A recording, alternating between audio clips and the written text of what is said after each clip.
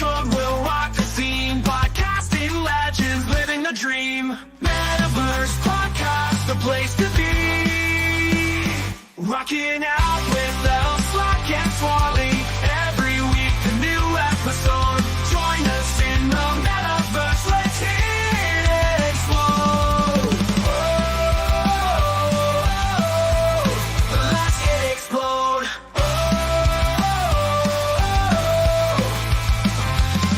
Dive deep into virtual reality with our dynamic duo, setting us free from CGI to holograms. We'll explore the possibilities are endless. Let's soar. Enter the metaverse where fantasies come alive. Rocking out with L, Slack, and Swally. Every week a new episode. Join us in the metaverse. Let's hit it explode.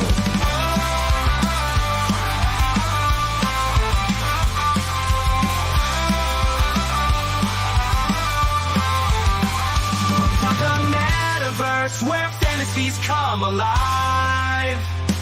Rocking out with L, Slack, and Swally. Every week a new episode. Join us in the metaverse. Let's hit it explode. Let's hit explode.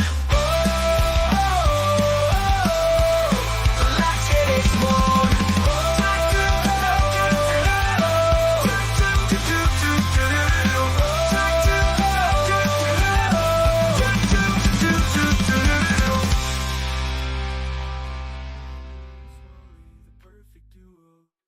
What's up, everybody? It's your boys, L, Slack, and Swarley. And we're on episode 15 of the Neutral Zone. Swarley, man, how you doing? Good afternoon from down under. Yeah, mate, I'm doing awesome. I am very, very gruntled. All is good in the world. Oh, I'd love to hear that, because sometimes that's not always the case, partner. No, everything's been flying on nicely. I've been pretty busy, both in Upland and in IRL. Starting to get ready for a hopefully pending move later this year. So, got to move from 4-bedroom house to a 1-bedroom unit. So you can imagine the downsize that's required. Yeah. So slowly chipping away, looking around the house, going, what don't we need that we can try and flog off so we don't have too much to do later on. So been doing That's a real intimate adjustment. It is.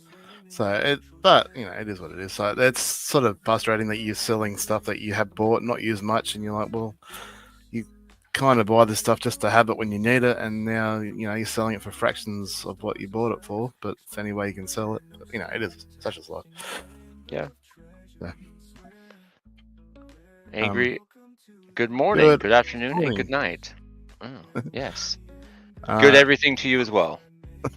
Good day. Let's just go with that. Yeah, good day. Good 24/7. Yeah, wherever you're at in the world. So, a fair bit happened in Upland in the last 7 days, even though it's a non-season week, which is surprising. Yeah. So, most of it I haven't really paid a lot of attention to, so I guess we'll discover that together today if you're not all over it. And yeah, it's all happened while I've been, driving to work or at work, and then I come home and I've been working late, so I haven't had a lot of time to just sit down and check this stuff out. So this will be an experience for the twos of us. Good. We'll learn some stuff together. Yeah, I love learning. Learning is fun. Or they say. I don't know. Yeah, let's dive into some bigger newsy things that happened today. Let me.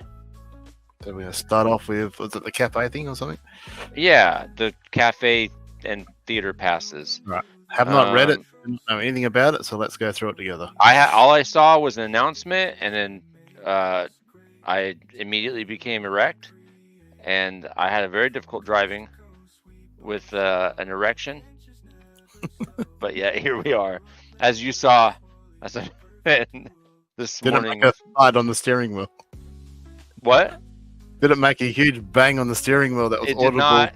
from It continent did to not continent? make a huge bang on the steering wheel, but it was a lot easier to like use my phone with both hands. With that, I could just steer the car on this windy road. All right, let's move on. How was your morning when you woke up and you saw the Discord thread? This morning, I'm a blurry eyed, so I probably should go back and review it now that I'm wide awake. But Yeah, you I should. didn't have the best sleep, so Yeah, I was I driving most of the time, and it was a good time. yeah, a lot of shit talk by the looks of it. A lot of shit talking, yes, and wood. Anyway, yeah, I don't know how I have like a masterful way of just bringing everything down to like the lowest possible level. Everything kind of deduces down to boners and shit. So sorry, but that's what you get on this channel Well, you did sometimes. warn everyone, didn't you? I mean, God, if you come here and you see the vulgar uplander, Swarley, you're exempt because you have a very, well, I guess Swarley is not necessarily completely exempt. No. Based on the nature of the name, but anyway, you know what you're getting with me. If this is the first time ever watching this channel, then be prepared. You're gonna hear a lot of dick and boner jokes, I guess. Maybe talk about semen. I don't know. Anyway, moving on. Cafe and theater passes. They claim to be thrilled to officially announce that the highly anticipated Nowhere passes are finally here. First revealed during Genesis Live. I was probably drunk. I don't remember. These exclusive passes open up an exciting new chapter for Uplanders, allowing players to unlock even more creative control over their properties. There are two types of passes available. The Blueprint Pass and the Nowhere Interior Pass. I would assume that the Blueprint Pass is a pass that would allow you to kind of curate your own space however you see fit, as the Nowhere Interior Pass is probably their vision. Blueprint Pass. With this pass, players gain the ability to create specific structures in Upland, adding a whole new layer of customization to their virtual real estate. And then the Nowhere Interior Pass. This pass empowers players to completely redesign the interior spaces, further structures, bringing their properties to life from the inside out. Okay. Cool. The details. These passes will be available for purchase directly from the Upland store, either through the web or in-app using UpX. Here's everything you need to know about the upcoming release. Registration was today. Did you register for this, Swarley?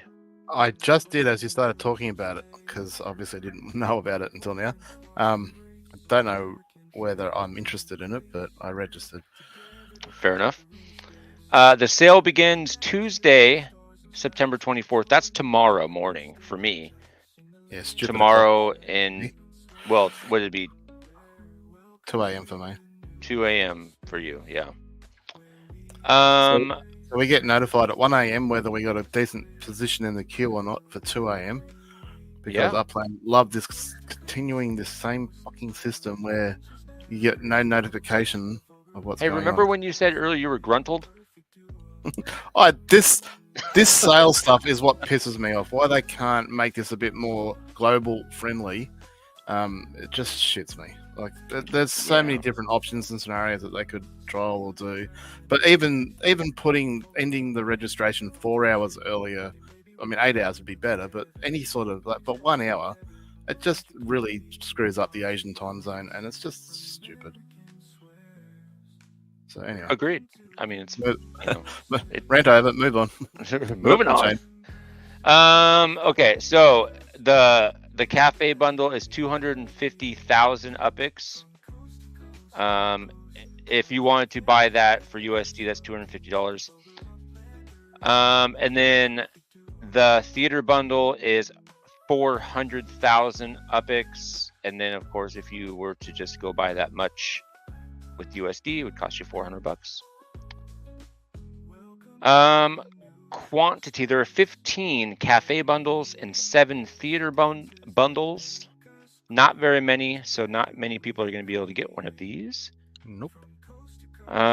Each bundle includes a unique mix of 2 legits, 1 blueprint pass, and 1 interior pass, giving players the tools to customize specific venues. Players can trade each pass individually, but to create a fully functional cafe or theater, they must have the corresponding model and burn the matching interior pass.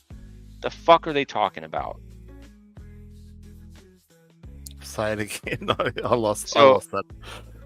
Okay, so each bundle includes a unique mix of 2 legits, 1 blueprint pass, and 1 interior pass, giving players the tools to customize specific venues.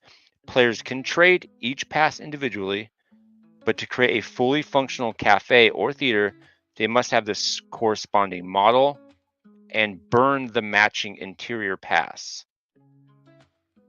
So effectively, there's 2 pieces to each structure. So basically, you're gonna get 2, and if you're gonna trade, you got to trade 2.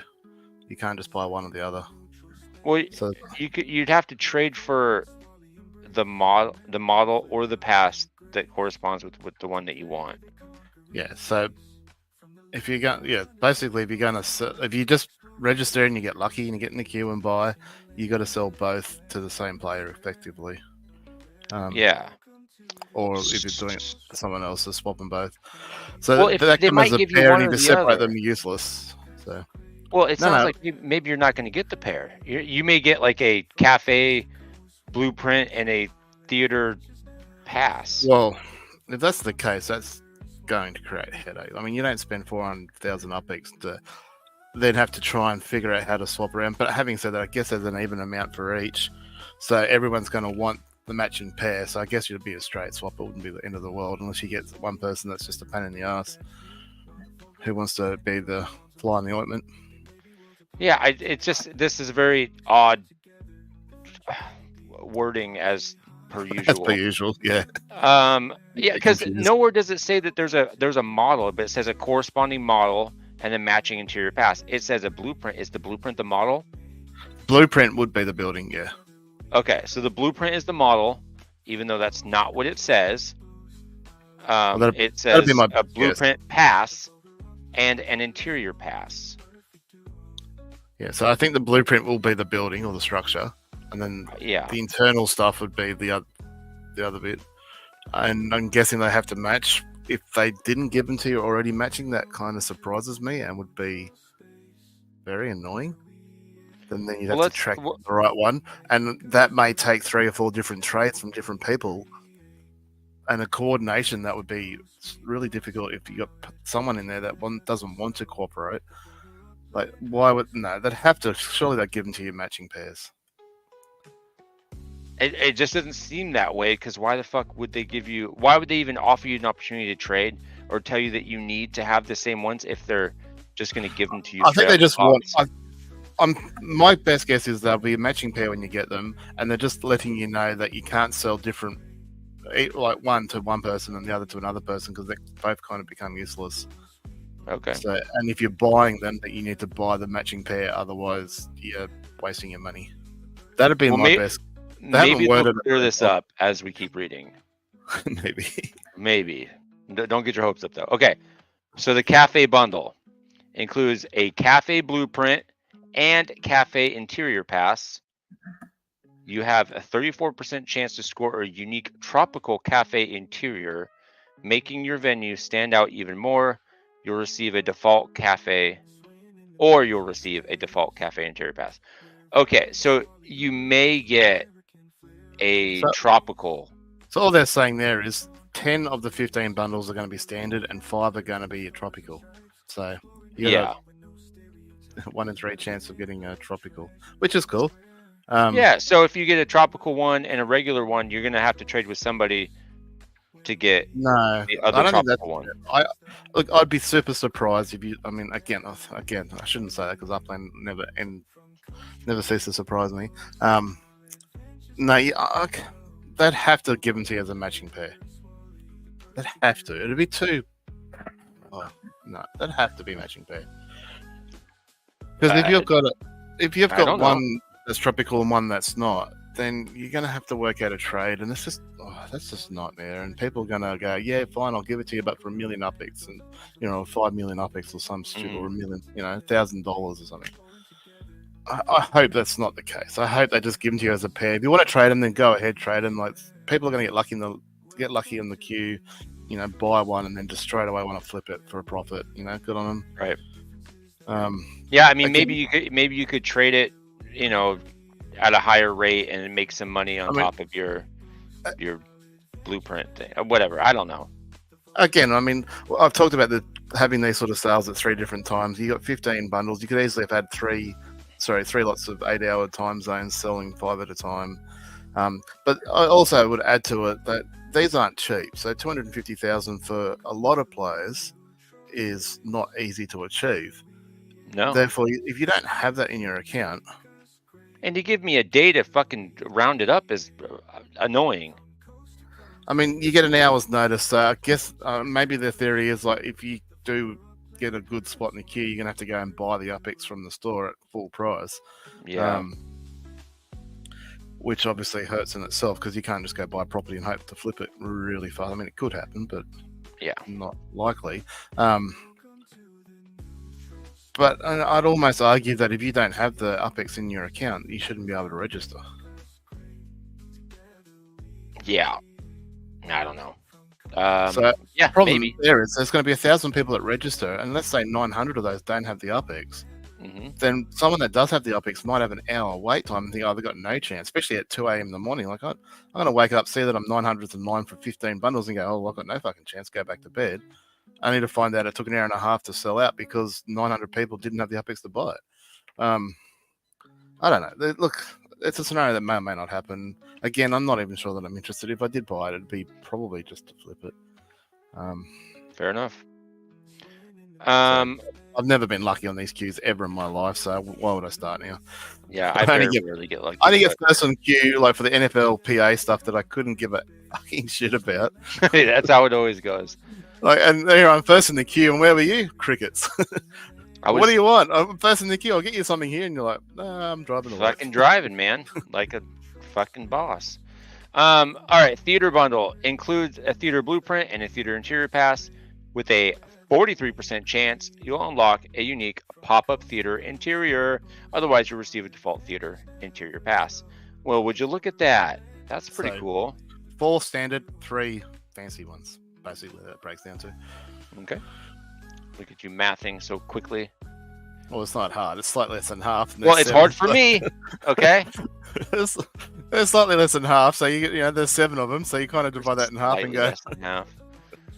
Well, when you put it in terms like that, now you just make me feel like an idiot.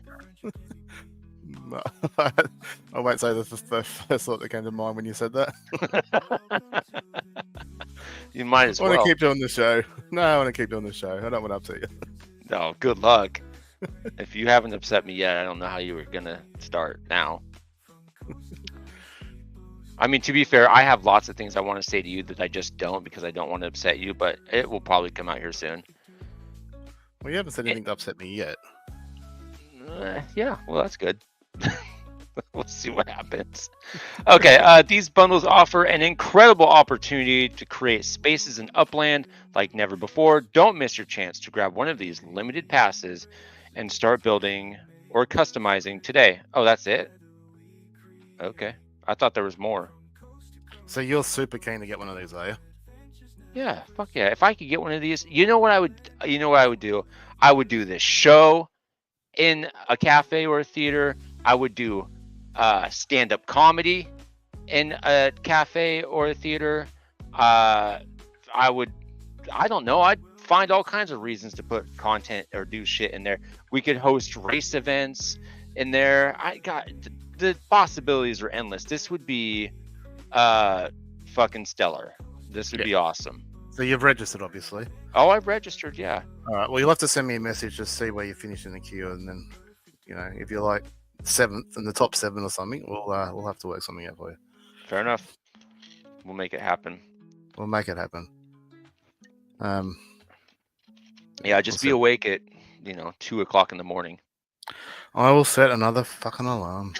That's my guy. Like I did last time for no reason, apparently. I'm not dirty. You talk so often about how the time doesn't really affect you because you're up anyway, oftentimes, and I just assumed. I didn't realize not you're so going to be much. trying to lay your head on your pillow. I'm often up to like midnight-ish or even slightly later than midnight.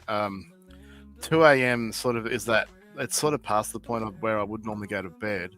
For something like for a city release, not so much these days, but I would stay up for it. The reason why I said I don't mind it personally being 2 a.m. because I know that I'm never at work. Gotcha. So, and I know there's Americans that say the same thing. They wish it was at 2 a.m. so they know they could do it as well. Yeah, agreed. I wish that they would just make it a consistent time across the board. So, whatever city it's in, make it 9 a.m. their time, and then everybody gets a fair crack at the whip. But, Upland just don't care about that. They don't care about you guys. Well, at least somebody does. That's because... Let's move on. That's because America's the greatest nation on this planet. Says Americans. I can't even say it with a straight face. I want it to be true, but these fucking guys or gals. Or Every whatever. country has its pluses and negatives. They sure do. I don't think any country could say they're the best country on the planet because they've all got good things and bad things about them. And there's plenty of great stuff about America, and I'd love to explore. But yeah, there's also some not so great stuff which we won't dwell on. No, we'll keep it positive. We'll save another chat for No one cares about American politics or American. No, I don't care about American politics. What I care about. We're not going to get into this, but I've started to go down this conspiracy rabbit hole about all the crazy shit that was a conspiracy that then came true. Anyway, but we're not going to get into that right now. But whole different episode. Whole different episode. No, not episode. Very exciting stuff. Very exciting. So there's a hidden gems thing, which I took this much time to look into. I didn't even know about this, so I hadn't even heard about it. Okay, well let's read. Once again, Upland is thrilled to introduce the latest Hidden Gems bundle sale. You lost me there. First line, I'm good. I'll just go with the bold words: San Francisco or Chicago, previously empty, most coveted properties, landmark, stylish new ride. Did you get everything you needed from there? No, but that's just. I mean, this is one of my gripes against Upland, and I've said this before. Like they say, like San Francisco sold out city has been sold out for a long time, yet they keep releasing more and more properties. So, I mean, how do you feel about being an owner of a properties in San Francisco, only to have the market flooded more and diluting what you already own? So, and it looks like they're doing it again. So. I don't know. Yeah, they just hold on to these little nuggets, and then they just squirt them out every so often to. Oh, look at that! We found some more properties. It was just under a rug. We forgot to look there. Oh, weird.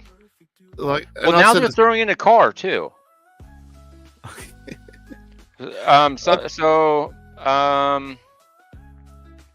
These gems have been fixed, I guess. So maybe these are properties that they couldn't get unlocked for whatever reason or another, and now they fixed it. Okay, it says right here. So, I'll just read the whole fucking thing. They're thrilled to announce latest Hidden Gems bundle sale as one-of-a-kind opportunity for Upland players to snag properties in San Francisco or Chicago that were previously empty and unavailable for minting during the initial city launch, primarily due to mapping issues. These gems have been fixed and are ready to be unveiled in an exclusive sale that gives you a shot at some of the most coveted properties in Upland. Even better, some lucky buyers may land themselves a landmark or a stylish new ride. So we're just going back with the gambling element as per usual. Oh, 100%. Yeah. Which, like, I think Goldie, I've got two points to make on this. Goldie, I think it was Goldie, I could be wrong, summed it up a little while back with one of these bundle sales where he worked out, or someone worked out, if when they sell all the bundles, they make, let's say, $15,000. But if they'd sold all the stuff in these bundles individually, it would have been worth like $7,500. So they're effectively selling to us guys at double the price, the current price of stuff, in the chance that you might get something fantastic, which one or two people get, and then everybody else just gets screwed. So as soon as I hear the word bundle, I've moved on. I'm right. Personally, I don't care, but $10 is not an expensive price. I get that, so that's not bad. Especially when generally the percentage odds to get whatever the fucking coveted thing is really low. Yeah, like it'll be in the one single digit percent type thing, if not 1 or 2%. And then the other problem. Reading ahead here, what's going on? I see a 6%. It's in bold. I hadn't read ahead, but the other issue I've got with it, as I sort of touched on already, is that we've previous issues with previous mapping, and now we've managed to fix it. Well, that's exactly what they said about the lost property. You remember when we had to buy all those block explorers to get a chance to buy those to mint those San Francisco properties, 12 months ago, or whatever it was. There was the exact same storyline. We've been able to fix mapping issues, and therefore we found all these properties. Now, I did quite well out of that when they released those to the public, for people that didn't go in and mint them. Because at that stage, I didn't own any properties in San Francisco, being a latecomer to the game. Mm-hmm. So I jumped on the plane, flew over there, and whilst on the plane, I went around looking at what was unminted, because it was getting released later that morning. In fact, I got screwed up a few times from memory, and it took them an hour or something to get it sorted. But I stayed up, so this was about 3 a.m. by the time it actually happened for me. And I'd already written down the addresses of the ones that hadn't been minted, and I ended up picking up about 7 or 8 that day. Damn. That I went around and minted. Now, they weren't cheap. I mean, I was probably an average price of $100,000 per property, but that sort of started my San Francisco collection, and that's where my showrooms and stuff are now, because they weren't small either. So look, I mean, I'm not a huge invested into San Francisco, but if they can do it with San Fran, they're going to do it with every city. So I don't know. Probably. It worries me.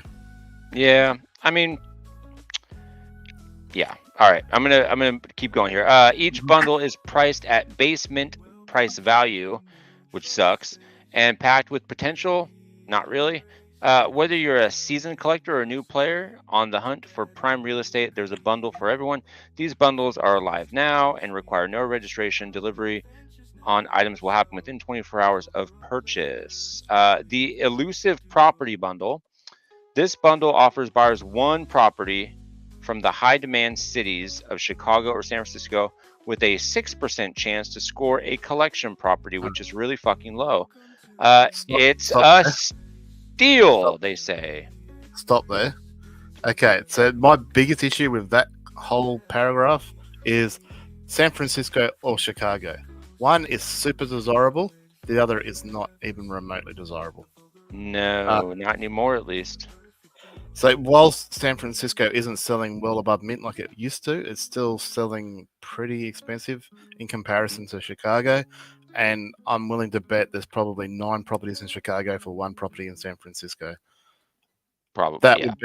That would be my take on it. And because they don't give you that percentage or breakdown, I'm just going to assume the worst and therefore stay away from it personally. Well, yeah, and 6% chance to score a collection is really, really bad. Yeah, and that's 1 property in the collection. So depending on what collection is, you might need 2 or 3 more properties. Right. So yeah. Yeah. Okay. So it's a steal for those looking to grow their portfolio. The property will be delivered directly to the player who completes the purchase. I don't know how they can say it's a steal when they're saying, let's see here. It's a steal, but For one property from the high demand. It's a steal the other way. Yeah, it is. Because what did they say? It's at base mint price. Yeah, so you just unless it's spend under mint, it's not a fucking steal. It's it's normal. Yeah. So if you're spending $10, you're probably getting a 10,000 UPX property thereabouts, and that's not a good deal. Whoop-de fucking do. And definitely not in Chicago. Maybe you could put up an argument that in San Fran it's not a bad idea, a bad deal. Right, yeah. I mean, if you got a basement price in San Francisco, there's a good chance that maybe you could double your money depending on where it's at. What's up, fucker? JP coming through. Nice. Oh, I got a Chicago Blue collection and the one for 11,000. So you barely got your money's worth. And what's the floor for that currently? I mean, I don't know what collection you're talking about, but what's the floor for that at the moment? I mean, and you took a punt and got lucky, I guess, to get that. Well, for $9 for a USD floor, I'm willing to bet it was cheaper than that already. More than I bet you could buy that for less than $9. A blue collection in Chicago, I would be surprised if it wasn't close to 50%. Let me look here. Well, here's to tell us which. Yeah, $5. Are you looking? So, no, he's Level Up's just said it was $5. So in other words, you paid double price for a property that, and that's my issue. Like, yeah, so it sounds like they stole money from you. You got fucked. Exactly. West Town collection. So I mean, there you go. You can look it up now.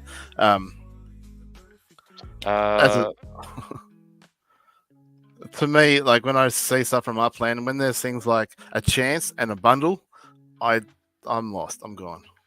Mm-hmm.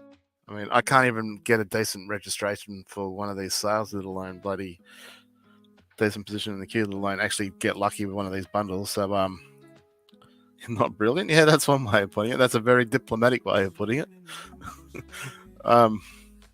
Yeah, it looks like 525 is the lowest. So, well, 42% is the lowest markup, and then as far as sale price is 524 for USD. So what does that say about the whole sale, though? If he had a 6% chance to get a collection property and got one, and still paid double what the floor is. Yeah, and then the floor for sale price in West Town for UPX is 14,000. So exactly, what? Anyway, you helped Upland not go broke. JP, have a good night. Yeah. So that sucks. I mean, that's okay. So, proof is in the pudding, and the pudding has just displayed itself, and it tastes like shit. So effectively, it's just another gambling. I mean, there must be one decent property out there where someone's gonna get it and just go. Let's find out. Apparently, there's a fucking landmark and a car in there somewhere. So. All right. So so it's $10 quantity. There's 1,000 of them. Yeah, mate, that's what they're doing until this bull run hits. I think they're really struggling to keep ends meet and hoping to keep those lights on. Once this bull run comes, if it does come, then maybe we'll be home and hose. But I guess we're all hoping to keep this game alive in the meantime. And the game's going to be fine. Swarley, man, you calm your ass down. I'm not saying the game's not going to be fine. I believe it will be fine, but they obviously got bills to pay, and until Sparklet goes up in price, they're going to struggle to pay the bills. Maybe not. Maybe they're not struggling to pay the bills, and maybe they're just greedy fucks. Well, which is the worst case? Which is the worst scenario? Is it? Which one though? Which one's worse? So they don't have the money to pay the bills, or they just? I would rather them be greedy fucks than not have money to pay the bills. Yeah, that's just me. I don't know. Tomato, right? Yeah, I don't know if I agree. I said tomato, Swarley. I choose to disagree. I choose to agree to disagree. You know what's funny? I'll bring that up to the stupid inmates that I work with all the time. Like, all right, man, we're obviously not agreeing here. Let's just agree to disagree. But I disagree with that. I'm like, no, you don't understand the point. We're gonna agree to disagree because we're not agreeing. We just can't come to terms on this. It's like, no, I refuse to do that. I'm like, you're an idiot. Like, do you not understand the concept of agreeing to disagree? Probably both. It could be both. All right, fine. Sit on the fence, live like them. What? Hey, there's nothing wrong with people sitting on the fence. Unless it's a barbed wire fence. Well, you know, maybe some people really Or enjoy a that. razor wire fence. Ooh, razor wire. Now we're talking. All right. Prestige bundle. This bundle guarantees 2 properties, Swarley, 2, from Chicago and or San Francisco with a 15% chance to snag a collection property. It's an opportunity not to miss. Plus, the pool includes 3 MV Motor Series 1 cars, adding even more value. No. Again, I'll stick to the 9-to-1 ratio unless Upland come out and show us that it's not. I'm willing to bet it's at least 9-to-1 Chicago versus San Fran. Mm-hmm. That's $30. $30. They're going to end up with 2 properties worth what, 15,000 up each, give or take. Yeah. Sorry. Yeah. Pass. But that's why they need to keep. Oh, level up tech. All right, they're having good. Okay. Master bundle. Maybe this is the one that's going to entice you. A collector's dream. This bundle includes 2 properties in Chicago and or San Francisco with a 23% chance. That's a 2 and a 3 up to obtaining a collection property. But that's not all. Buyers have a shot at one of 5 MV Motor Series 1 cars, and there are 2 exclusive landmarks in this bundle. There's only 500 of them, and they're $67 a piece. So you got 1 in 100 chance of getting a car. That's not the worst odds. No, better than Lotto, but then you don't win as much as Lotto. And True. 1 in 250 chance of getting a lawnmower. So yeah, again, not the worst odds. This is the best odds of them all. Yeah, I would say it's the best deal. $67. Again, I'm still not interested, but no, fuck that. But yeah. Again, my issue comes down to, I mean, Chicago is just, I mean, Chicago is not even sold out yet, is it? I don't know. I haven't looked for a long time. Last time I checked, which was months ago, it was still mintable. Okay. But I think the vast majority that was still available then were rather large properties, and you couldn't get anything small. Right. But were still, they more expensive than 1,982,300? probs not. So you could get one of them for $67. Could You have 2 shots at that. So a 1 in 250. so percentage wise, that's what point? I don't know. I don't know what it is. Point something % chance of winning that. That's incredible. Everybody listen up. It's point something % chance of getting one. It's like a 0.4% chance, something like that. 0.33 or something. I don't know. Point something. It's Yes. a fuck all chance. It's not good. Okay. The Hidden Gems bundle sale is your chance to unlock properties that have been long out of reach. With high value bundles, collection chances, and exclusive rewards like landmarks and fast cars, you won't want to miss this. Mark your calendars and be ready to grab your bundle. These won't last long. You know what? Let's test that. Will they last long? Well, I do want to miss it, but if I had to pick one, the $67 one's probably the one I'd go for. Well, hold on. Let's look here. So for the elusive property, not even half of them are sold. And then for the prestige bundle, like a third of them are sold, maybe. Now, But- none of the other ones are there. So Does that mean they're sold out?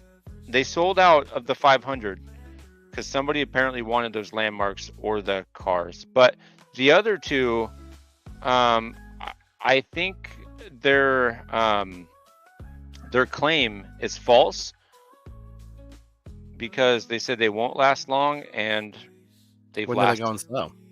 They went on sale. This came out. What day was this? 3 days ago. Oh, so these ones did last long, but the 67, which, as we established, is probably the only even remotely decent package or bundle. Sorry, That one was probably just recently sold out because I saw it the other day. I didn't even know it was up. That's how much attention I've been paying. So anyway, so there's that. I'm sorry, Upland, if I didn't spend so many effing hours moving one item from one place to another just so I can sell it, I'd have more time to look at shit like this. Just saying. That's true. That's true. You'll learn about this very soon. Well, but mine come in. We'll get to that. But however, in the prestigious bundle for $30, you can still get. This would be a steal, mind you, to get an MV Motor Series 1 car if you were the one lucky person out of 1,000 people or 1,000 sales to get this one car. I think that's a pretty good deal. But that's if you get that. Oh, for $10, absolutely. But well, $30. Oh, sorry, I'm looking at the price above it. Oh yeah. All right, for $30. Oh, yeah. Again, okay, let's move on. Bundles suck. Let's go. Bundles suck. Fuck you, Again, Upland. though, they're calling it a bundle sale, and that $10 one you get in one property. So, is it a bundle? That's debatable. The man brings up a good point. All right, and then let's talk about this neighborhood collection mumbo jumbo. Wasn't it? I've not really kept up with this, but wasn't this a bit of a debacle during the week? You know what? I have seen. I have seen a video. I'm drawing a blank here. Help me out. The podcast on Thursdays. Where they update? They had updated prematurely. Upex Land. The fucking podcast. Yeah, Upex podcast. Yeah. Upex podcast. I saw last week that I think Rodrigo was talking about it, and suddenly last week all the scores have been updated. Some neighborhoods went plummeting down in the leaderboard, while others rocketed up to the pointy end. And I thought that was just the new norm, and then I only found out last night. I was talking to Ben about it because he's still pushing hard for Evergreen, and and he went on, and they effed up there and they denied it, but they've reverted it back, and it's all back to normal. I'm like, oh, okay. Is Evergreen still in the lead? As far as I know, yeah, and he's doing it. He's assisting with a really strong push to try and get them over the line. Oh yeah, I need to go. Participate in that because I've done some shit. I just haven't said anything to him. So, if I understand it correctly, at the end of this month, unless something changes dramatically, Evergreen will get the collection status, and then all this new stuff starts at the first of next month, being the new season. Yeah, but let's go through it. Well, we don't need to go through it. I'm not going to read all this shit, but there's the seasonal contest. Starts October 1st.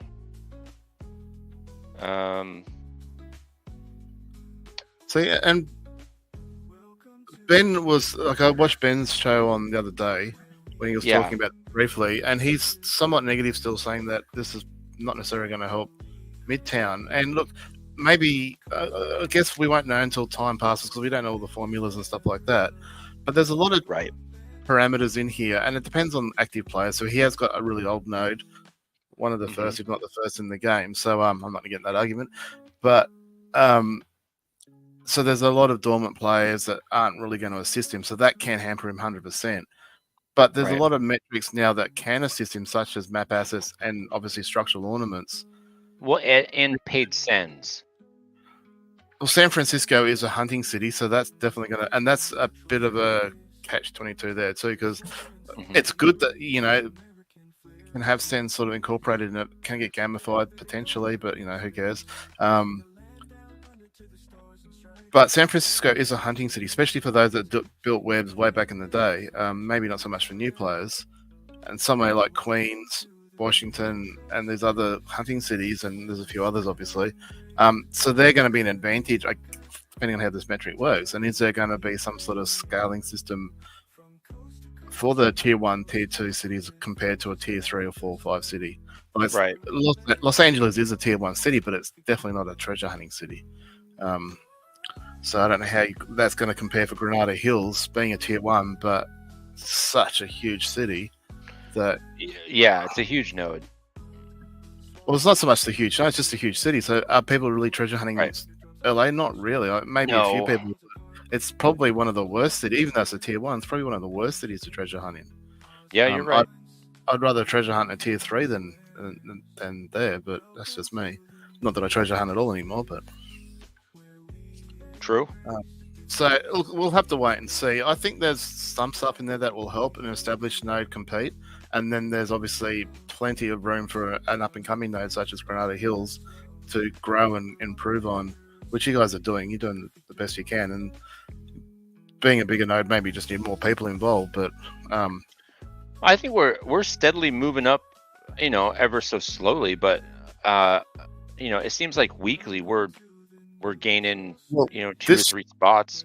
These changes should, given the scaling and all this sort of stuff, these changes should significantly help.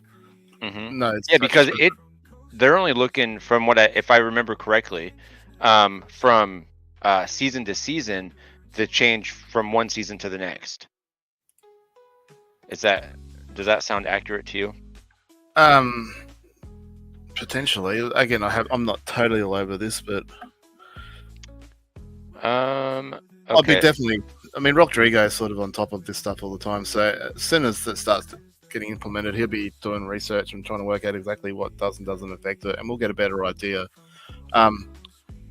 Can Ben's node go all the way and become ultra rare? Probs not with too many dominant players, because there's going to be too many other nodes that are just killing it. Right. Such as Evergreen and Howard's Beach. There's just so many good nodes out there. I mean, I can't rattle them all off.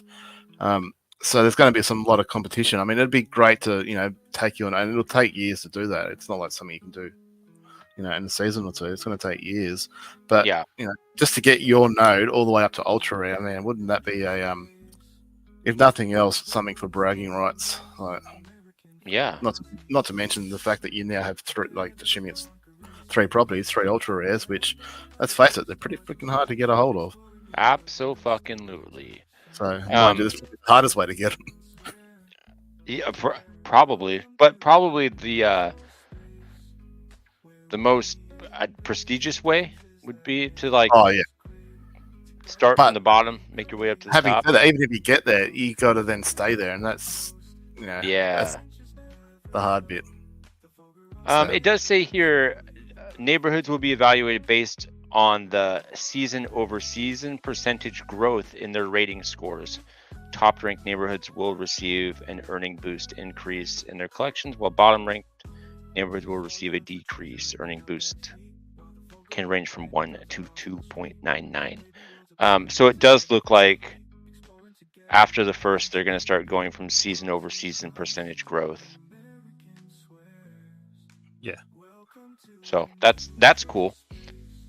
That'll make a big difference for if you're really trying to push from one season to the next. But it's not so much growth though. It's scoring. So again, just talking about a node like Midtown that can't really grow so much, but they can still certainly improve their scoring in terms of getting structural ornaments, map assets, and activity. So, I mean, but they're gonna have to weight that scale pretty hard. Like if you're a small, already developed place like Midtown Terrace, they're really gonna have to put a lot of weight into.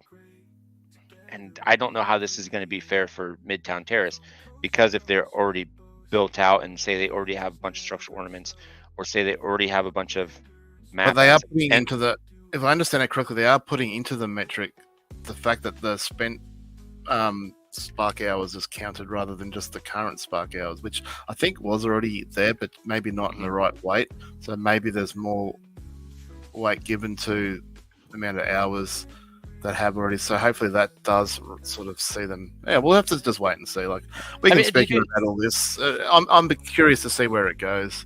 And see. They did talk about like meta ventures and stuff, like I know Ben has talked about breathing new life into Midtown Terrace.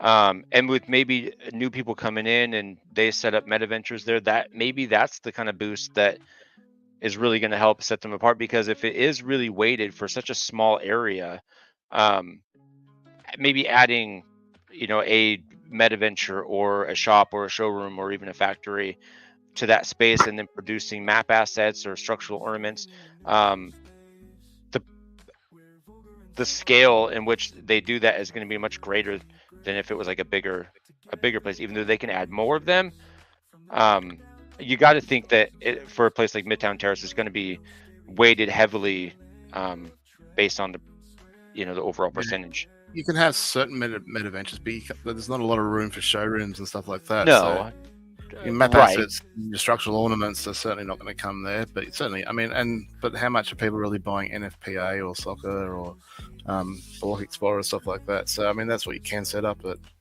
right. I don't know. Well, again, look, it certainly brings a whole new life to it, and definitely be interesting to watch over the next couple of seasons and see how it unfolds. See which neighborhoods, come to the top. Like, there's going to be a lot more people concentrating on one neighborhood than sort of jumping around and sort of helping each other out.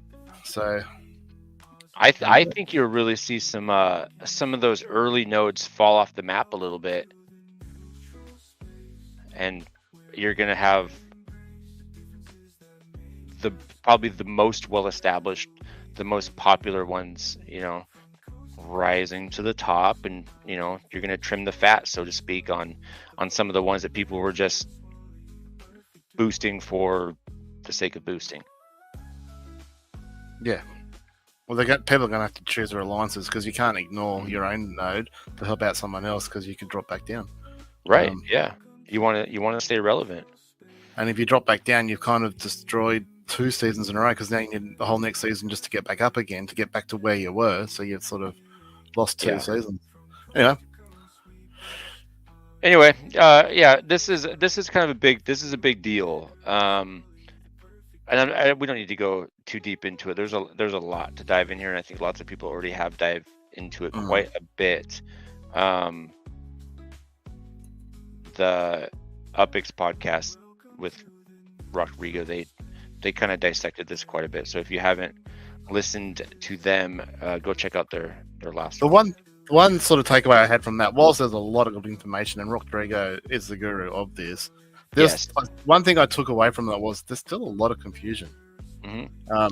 Even they couldn't seem to come to terms on the percentage or the points going up into collection. So, I mean, if these guys who are sort of all over the stuff still can't fully understand it, what hope of someone like myself that barely pays any attention to it got? So, again, we'll just have to wait and see. Like I said, I'm involved at the moment with 3 nodes, with James having given me a property in Evergreen, so I've now got my home address there helping them out. But I'm also quite heavily involved in both Bella Rose and Cosme Velo. So all 3 are in the top 10, obviously. Well, if all goes to plan, Evergreen will get it at the end of this season. Then I think even Cosme are sort of pledged an alliance to help Bella Rose get it, so the Creedmoor will get it for the first of the full season aligned. So that's the other thing too. Only half as many collections will be made from this point forward, given they're now one every 2 months, which that's not necessarily a bad thing. I think that's good. Puts a bit more prestige to it. So hopefully next season, also for harvest season, Creedmoor can get over the line, and and then hopefully Cosme. And now there's some other good nodes out there. Obviously, Cheeses Bronx is going to be there in the mix. So certainly. And I don't know who else, top of my head's up there, but I know there's certainly not going to be easy. So I keep forgetting I need to go change my home address. Yeah, my home address to Evergreen, because I do want to help out. I've been so they've been very generous to me, and so I want to go help out. to help them get their collection, and then I'll go back to Granada Hills. But I do wish I had one more property. I might have to go just bite the bullet and pay for one to get that third. But Yeah, I got two of them. They are not cheap. I was looking at it the other day. I was like, "Fuck, man!" And that one I've got something because JP gave it to me. So so yeah, we'll see what happens. I'll talk to you later about that. Yeah, I did a racetrack swap with Vape High Guy a few months back, and then when I was at Genesis Week, I was like, JP, do you have any property? And I wasn't even thinking. I was like, do you have property in Evergreen last year? He's like, in fact, I do. And so he hooked me up with one. We made a trade. It's got quite a few, I think. I think he does, yeah. So I was fortunate enough to get my two. I suppose I could spend a little bit of money and go buy one more. But All right, I'm just looking at the leaderboard at the moment for this season. So I don't know how this all changes when they revert to when I say revert to the new scoring system. Next, share it up, brother. So this is the current one. So this obviously when they bring in the new metrics, it changed quite significantly as we saw the other day. So I don't know what that means. Is that a decent lead for Evergreen, or is it, neck and neck? I don't really understand the scoring. I mean, it looks like a big score. I don't know, given that third and fourth. Yeah. I mean, I don't know if that's close or not. I don't know how Bella Rose has jumped up quite a bit. Were they? They were. Yeah, they've been doing a lot of work. Yeah, I thought they were a little bit further down before, which looks good. I think they moved up under the new scoring system. I think they moved up into second spot. Really? So this will be after the end of this month. This will change significantly. So whether Bronx Dogpatch are still up there in the sort of second, hopefully we'll assume first and second for next season. Yeah, I don't know that it stays that way. I think Bella Rose might actually be first under the new system, but anyway, we'll have to wait and see. But yeah, so it looks like Evergreen will get there for this time round, and then and then a whole new game, ball game. Right. So, yeah, I just switched over my home address to Evergreen last year just now, just to help them any little bit that I can. And then I got some map assets sitting over there. I've got a structural ornament on my property on one of them. What is my other one? Where is it at, you fucker? Just not enough. Come on. And then on this property, I got a car over there. I could probably put some more map assets over there. I probably should put a structural ornament on this one too. Oh, fuck. But anyway, I got a couple. This is my racetrack one, so I got my car over there, my totem. I'll go put some more map assets over there here in a little bit. What street is this one on? Kentfield. I think this is one I'm next to. I thought Vape High Guy. Yeah. So rank. How's this work? So you're ranked 247th overall. Is that? I've not looked it up before. Just go to city and just type in, or just go to Los Angeles only, and then you don't even need any of that shit. How do I undo this? I don't know. There's no undo. You fucked it up. There we go. There you go. All of them, yeah. And then we're probably like 20th or something. Los Angeles, yeah. So I mean, there's a big bloody no, but maybe this new metric system does really help you out. Yeah, only. Because you're such a big.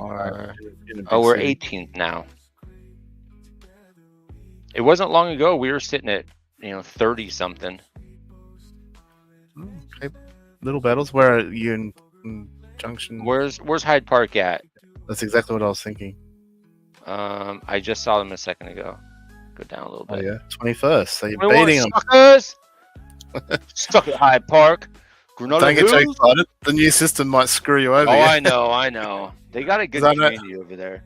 They've got a good community. They've got a lot of sales. They've got a lot of shops and stuff like that. So, mind you, I've applied for one of my showrooms in Granada Hills, but it appears that the minion over at Upland that does the verifying of MetaVentures must be on the holidays or something. So it is what it is. We're so used to like a less than 24-hour turnaround for these MetaVentures, and at the moment there seems to be a week and counting. It is what it is. So, we had a good run there for a while where you get it the next day, but certainly did. So, maybe, just someone, maybe next week when they come back from leave or something, who knows? Yeah, who the fuck knows? What's my stupid dog barking? 2 MetaVentures waiting to be approved, and maybe soon 3, but anyway. Hey, hold on one second. I gotta go yell at my dog real fast. So, You're going to leave me on my own. I'm going to leave you on your own for like 2 minutes. 2 I got to minutes? go. Maybe. I just got to make sure my dog's not trying to jump the fence. I'll be right back. Anyone watching? Any questions? Something to talk about? Give me something. I have nothing prepared.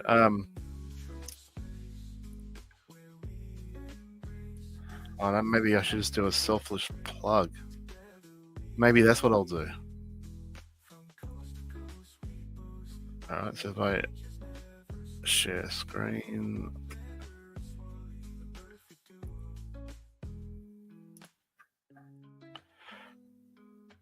Go to my Twitter, and for those of you, I'm sure everyone already does know, why aren't you going?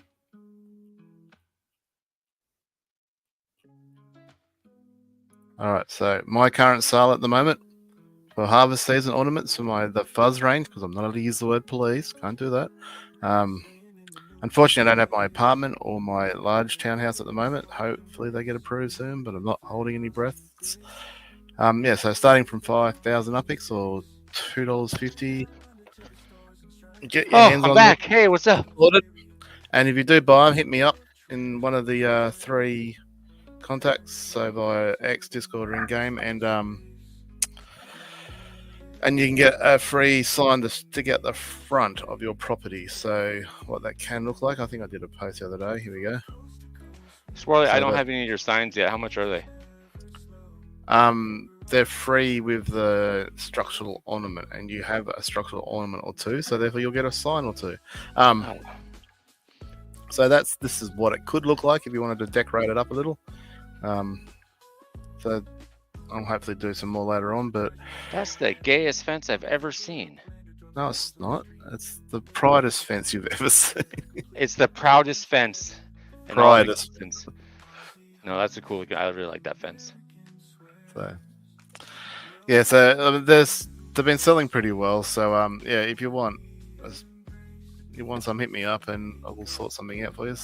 Okay, have up an email stopped for the new factory online 2 days ago, but no. Yeah, there seems to be whoever is in charge of that department must be away or on leave or something. Again, it would be nice if Upland communicated as such, going, look, there's going to be no, for a week, 2 weeks, whatever, no approvals for any MetaVentures at this stage, which is fine if you just communicate and let us know. But I've got 2 sitting there waiting, and I've seen in UGC other people have commented how we got a bit spoilt a little while there when you could have them back within hours, and now we're waiting weeks, and some of us over a week and nothing and no word. So that's the not knowing is the frustrating bit. So I wish they'd just come out and go, yeah, look, the minion that does this is on leave or is unavailable for a while, so it's going to be a couple of weeks before we get back to it. I'm like, okay, fair enough, easy peasy. But the lack of communication, it's deafening from Upland. Oops, hit the wrong button there. So I'll stop streaming. If I hit the right button. My stop streaming button's gone. Where did it go? You better find it. Oh, there it is. Yeah, so Had a new factory online for 2 days ago, but no email saying it was. Oh, so you actually got the factory? Do you check your spam? Yeah, that's the only other thing I can think of. Spam. Sometimes it goes in there. Look, I can tell you the email system still fucking works because I get an email every 35 seconds from Upland at the moment. I can see why Oh, Ben. every time one of your structures. Did you see that post from Ben? Someone in general posted they got like 77,000 unread emails to their Oh account. my god. And Ben goes, No, "Yeah, I I'm not did far not see behind that. with his 55,000 unread emails because you get an email every time you freaking blink because like when you're a UGC creator, every time you create something, every time you add something to a factory, every time you I know. do Do you something, need an email every single time it finishes? you get I one. mean, I just jumped into this world, and I, got like 3 today. Try having 3. Try having 3 factories that pump out something in an hour each. I know. Yeah, that's a fuck ton of emails. I wake up in the morning. I wake up in the morning. 30 odd emails. Sweet. Hopefully that's some sales. I open it up. Manufacture finish. Manufacture finish. Or complete. Manufacture complete. Like delete. Oh, I didn't sell anything. Dope. Would be incredibly annoying. How there isn't an option where you can select what you do and don't receive emails for. Yeah. Like, I mean, I'd like to receive emails that someone's, reached out to me in chat to say, they've asked a question, but you don't get that. You have to log in and actually observe that you've got a question mark. And if you're not the one that clears out the notifications on the little asterisk or whatever it is, then you don't necessarily realize all the time that someone's sent you a message in game. Right. So you check everywhere, just no email. Yeah. I don't know what to say because there's no shortage of emails I get. So I don't know. Who the hell does? I need to move a structure ornament. All right, so do we talk about the road to the big game at all? We're going to cover that at all? Yeah, fuck it. Let's talk about it. I forgot that you and I had just talked about it, and we didn't actually do it on video. Yeah, let's. Yeah, I know that feeling. I sat there with 2 factories for a long time. Road to the big game, bundle sale, road to the big game. Okay. I'll go back to sharing this. So who's everyone aligning their NFL team with, or do we not give a hoot? Watch your mouth. We give a hoot. No, well, I think you're on the losing team by the looks of it. What the? Look, just because the Cowboys can't seem to win a game doesn't mean that I'm not talking about the Cowboys in real life. I know you're not talking about that.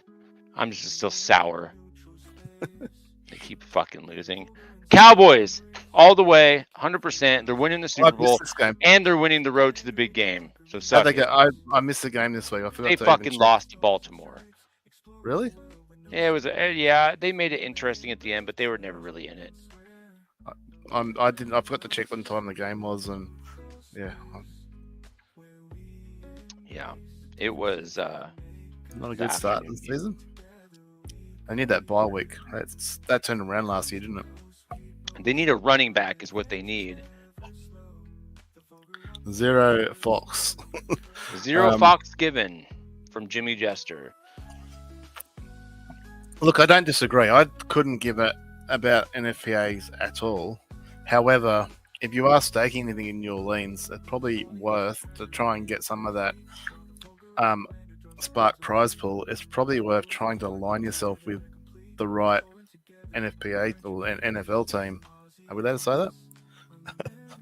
Because they're not really NFL teams, are they? The right NFLPA team squad. So you at least get an extra few sparklets for doing nothing else. And I've been sort of following the early days, and look, this can change. I mean, this is going to go on for 3 months, so this could change any day, let alone over 3 months. Mm-hmm. But at the moment, Baltimore is it Baltimore? No, it's we were just talking about Baltimore beating the Cowboys. It's going to be Tampa Bay.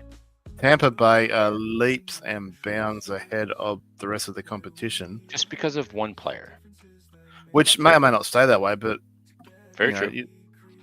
so and we could have a Dizzy and Abdullah come in and change the ball game. I checked yesterday; they haven't as yet come in to it at all. But yeah, I'm thinking that there was a dark horse. So let me bring that up. I'm not going to share the screen, but I'll just talk about it. Tampa Bay.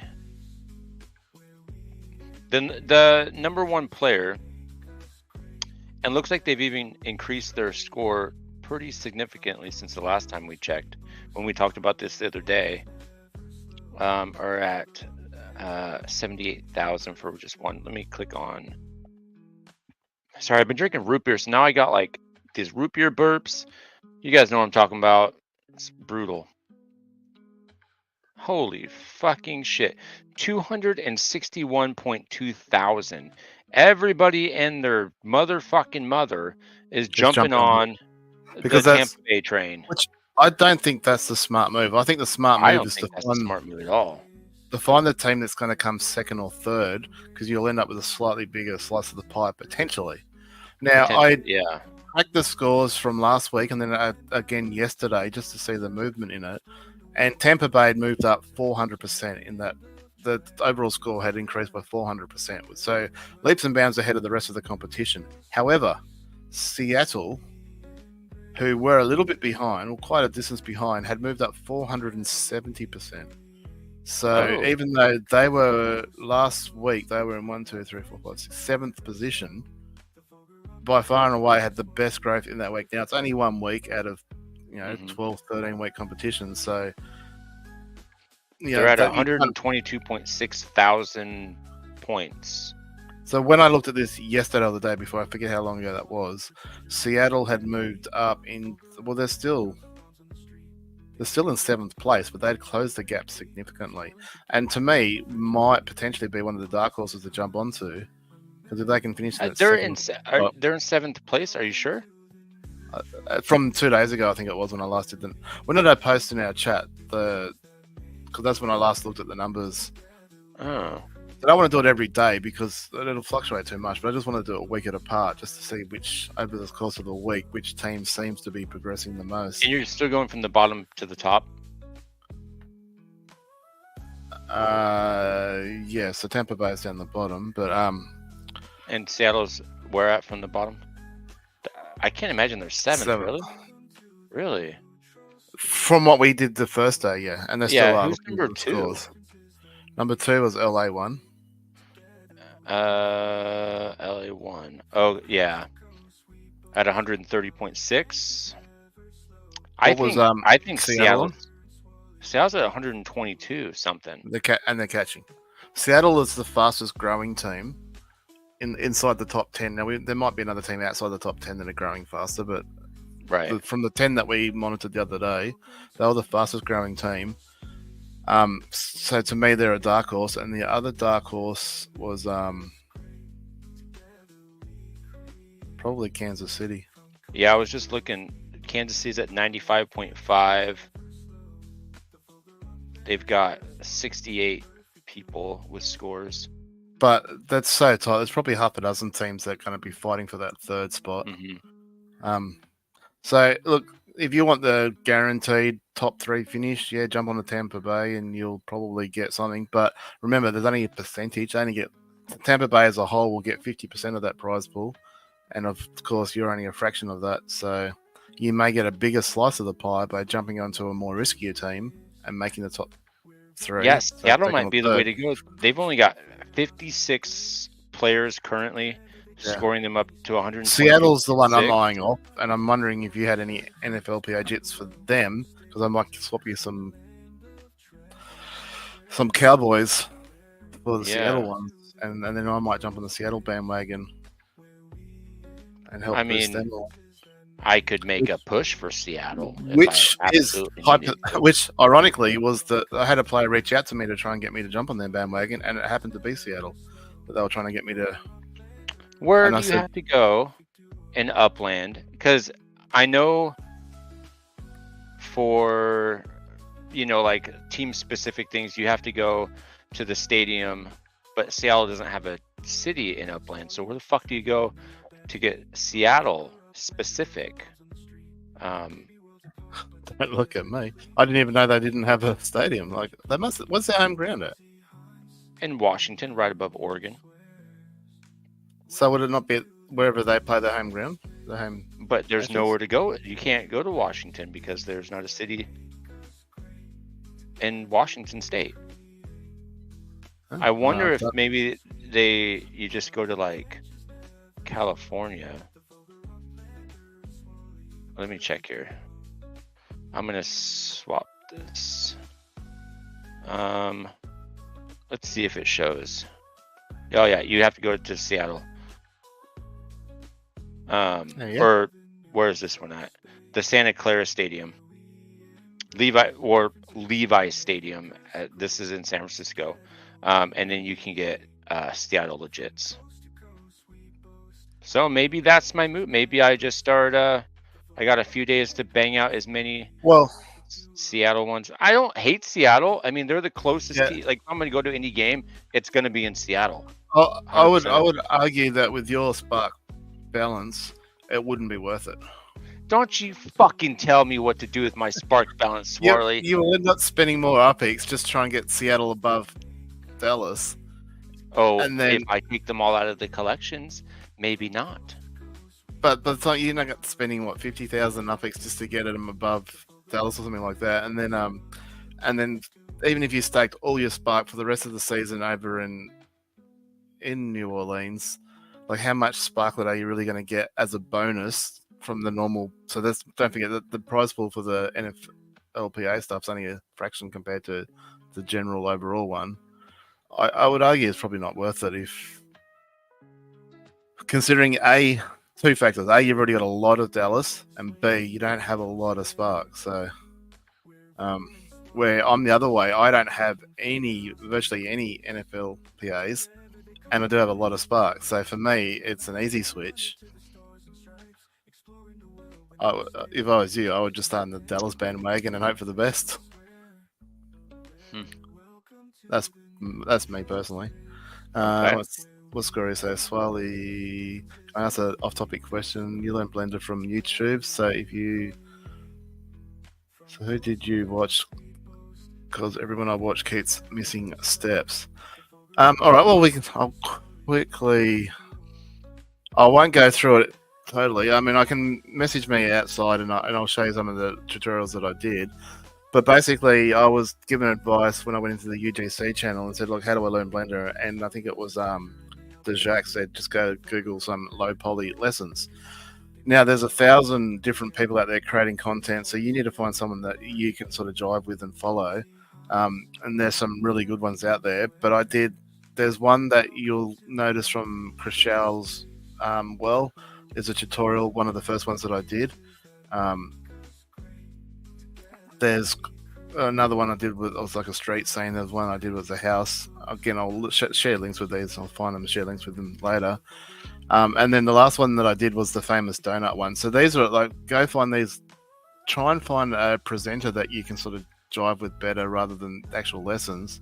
And then look at their rating going, whether it's a beginner or a more intermediate sort of level. But then it's just a matter of just spending the time doing it repetitive, doing the same thing over and over, and sort of becomes sort of second nature. You remember the different controls and different buttons that you got to hit to do different things, and how certain things move, and understanding it all.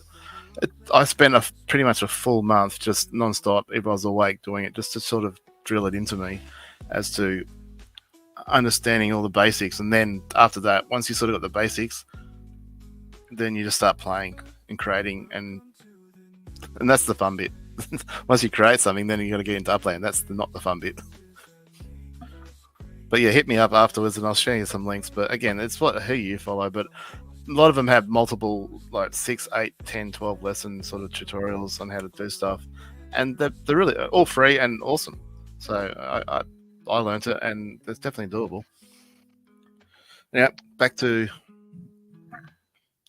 I think this is a perfect segue about getting things into Upland, because just today, I woke up from my slumber, and Upland had approved 4 of my map assets for production, which I'm very happy about. So I don't even think we've talked about this yet. We haven't. We've talked about my Block Explorer one potentially. Yep. Talked about Which fences for the racing, which I clearly haven't got yet.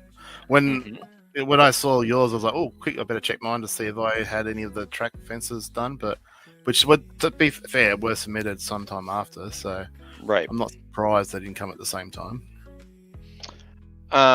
But yeah, so I haven't talked about any of this, but you helped me. Well, yeah, you helped me build the well, and you named it too. They came with the naming convention. The Vulgar Big House collection, which is essentially because I work. Collection's not the right word. I think system might be a better word. Yes. What did I say? Collection. Ah, fuck it. Who knows? My mind is all over the place. The Vulgar Big House map asset, which is a basically just a fence, so to speak. But it's a prison fence to keep the criminals in. As best as we could with the limitations that we have. Yes, and I think they look fucking sick. So currently producing. Now they haven't got all of them yet. I still got the gate. You can still show them. Yeah. Or so if you haven't got the links there. Well, yeah, you go ahead and share, because I don't have all of the pieces in there. I shall present entire screen so that way I can get it done easy. So we'll minimize that. But being that I work at a prison and Swarley wanted to learn some shit, so I challenged him. All right. He produced these amazing map assets. So we got main gate. The main gate, yep, with Swarley's signature red door. Different color red than I normally do, but yeah, still red nonetheless. Door. You wanted green. We got some. Got a lock on there. We got the stone. We got cameras. We got razor wire. We got. It's electrified. It's. That's right. The electrified part. Huh? Oops. I forgot that I electrified it. Yeah.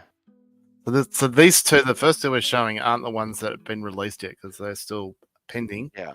But they will be. If they, I mean, they did the other ones. They'll do these got ones. Little electric holders for the razor wire. Conductors or the little electric warning. Don't touch. Don't you touch get shocked it. And sliced. Yes. So they are built to the maximum height that Upland allow, which is 4 meters. So when you put this next to a structure, they don't look prison wally as such, but they still look cool. Yeah, it's the best. It's the best we could do. So, very excited to have these. I've started production. It takes a really long time with this small factory, but that's okay. So we have a round corner, so nothing much to see here. Just depends on which the properties type that you're on, or what sort of corner you want. Or we got the square corner, which is a bit more detailed. It took me a lot more work to do the square corner, but we chucked the camera. You had a hell of a time doing this one. Yeah, I mean the round one took about 35 seconds to build because I already had the straight wall and just curved it. This one I had to sort of put 2 walls together and join it all and come up with the system. Yeah, I remember when you sent me. I'm like, well, I'm like, can you make a square one? And you're like, oh god. I was like, what? It should be easy, right? You're like, no, not at all.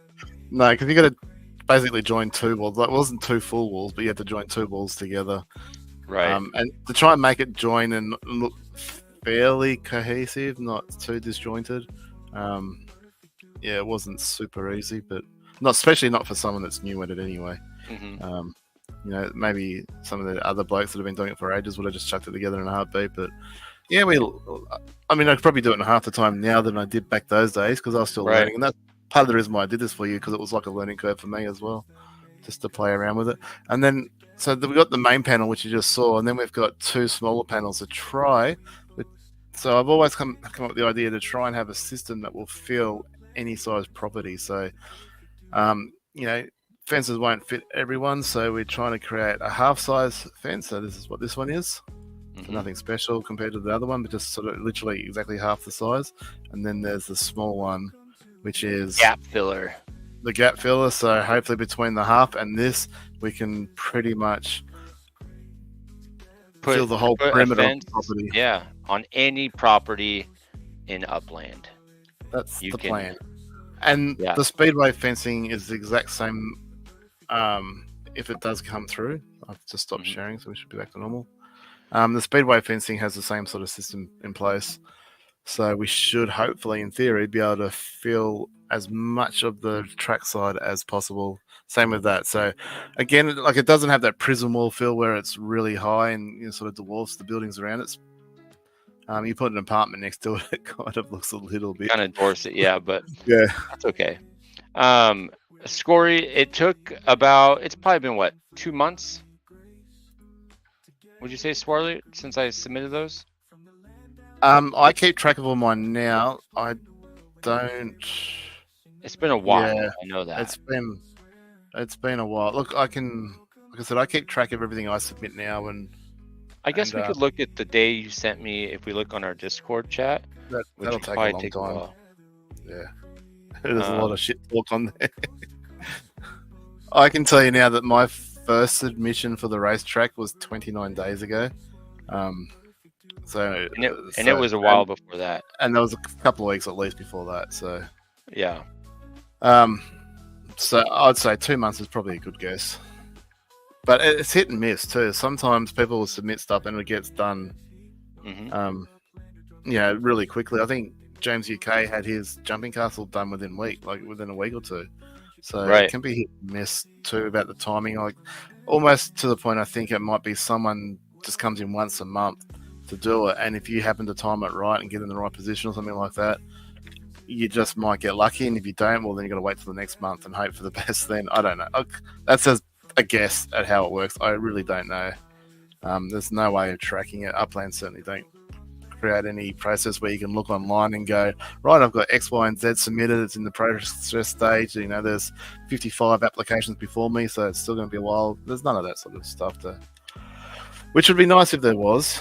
And it'd also be nice if they resubmitted to fix one little thing up and you didn't have to start again the whole waiting process. Wouldn't it? So I just looked up in our chat. I submitted on 8/13. So that is a month and 10 days. So it's about almost 2 weeks longer than mine. So yeah, like I said, I'm at 29 days. As I said, I track everything I submit now, so I know exactly, especially with structural ornaments, I know what season I asked for, how many I asked for them to be minted, what day I submitted them, and then once they're approved or rejected, I track how many days it was for that answer to come back. There's no consistency. It's not like it'll happen in 35 days because that's what everyone gets. It is what it is. There's no consistency whatsoever. Right. The fuck is Laban is sending weird pictures. Yeah, he's drunk. He's woken up drunk. That bastard. He's hungover or something. I know. From his whatever the fuck. So you produce one of those every 3 weeks now in your factory, don't you? So hopefully in about 6 years you'll have enough to build a fence. Damn right.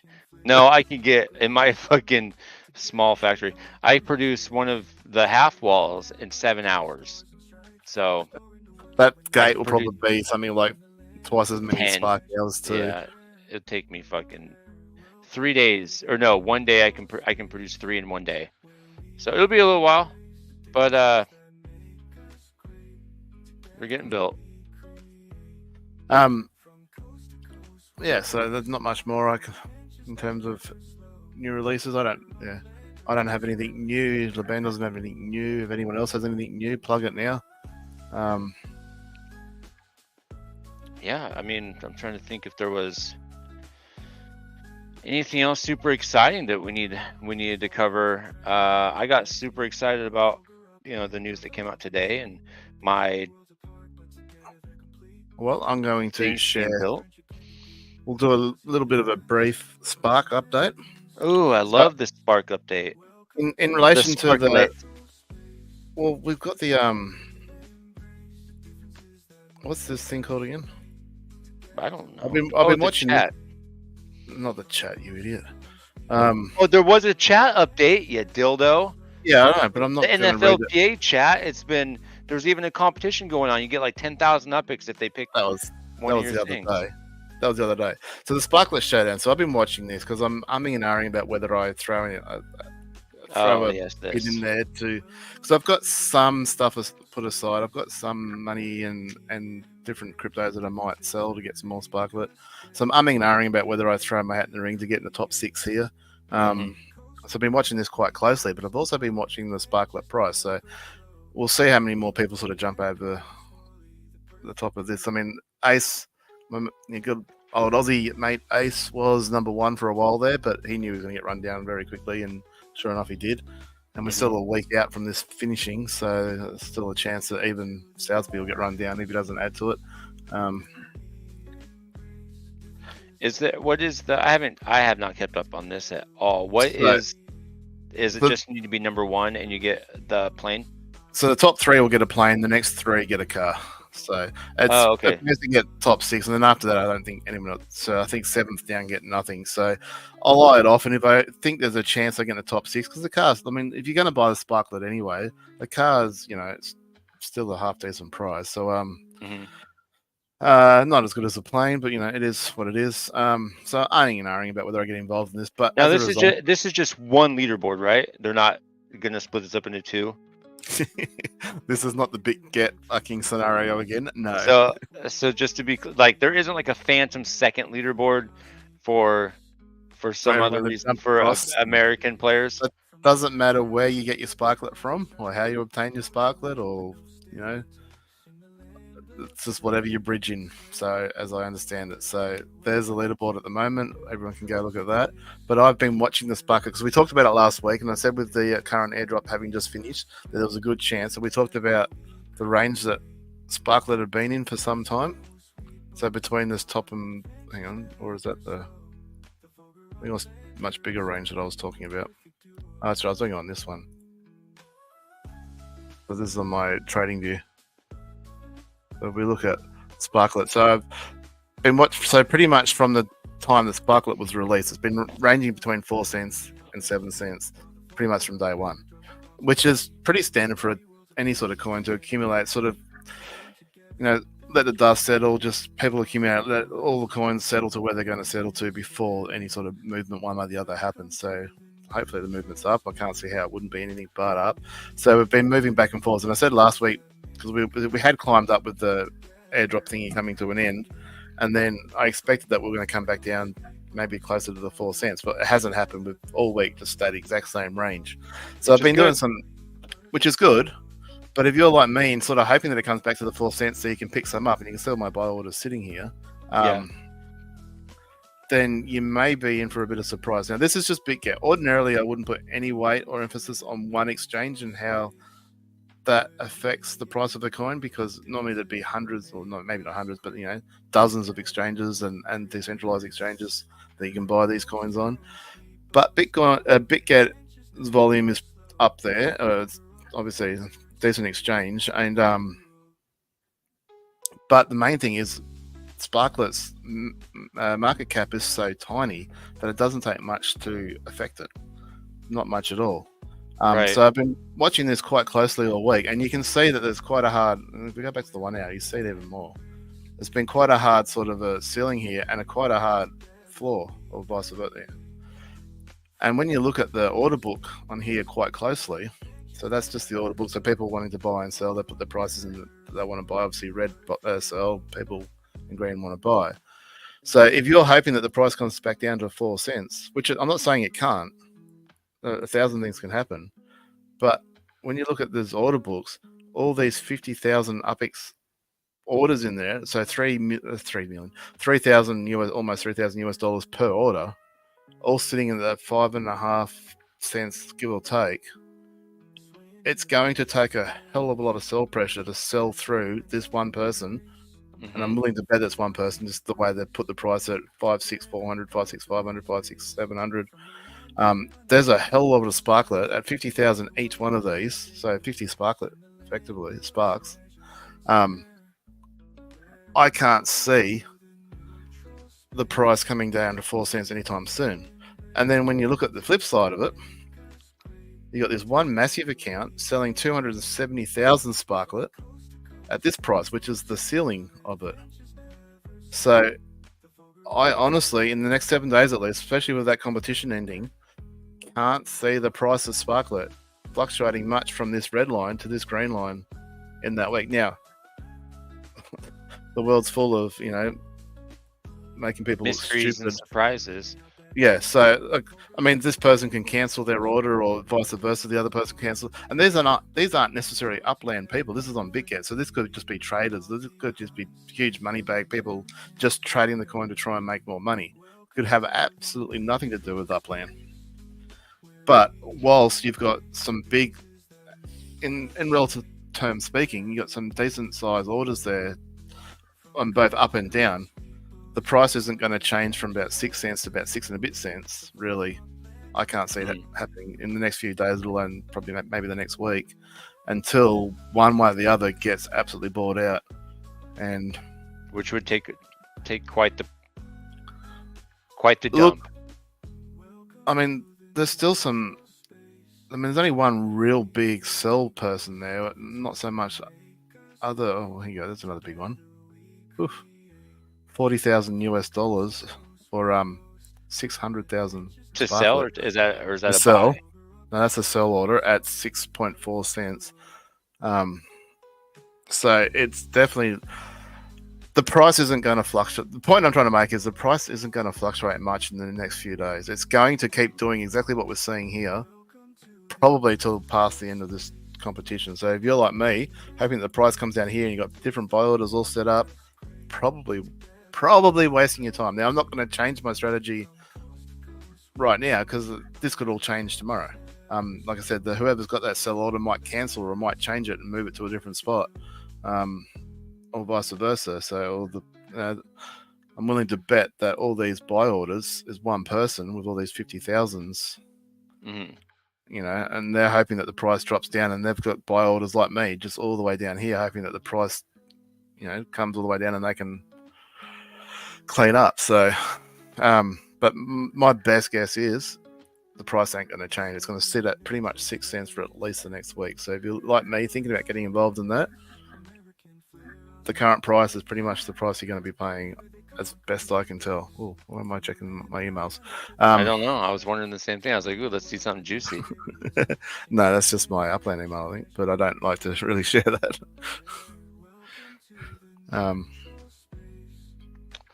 Yeah, that's interesting.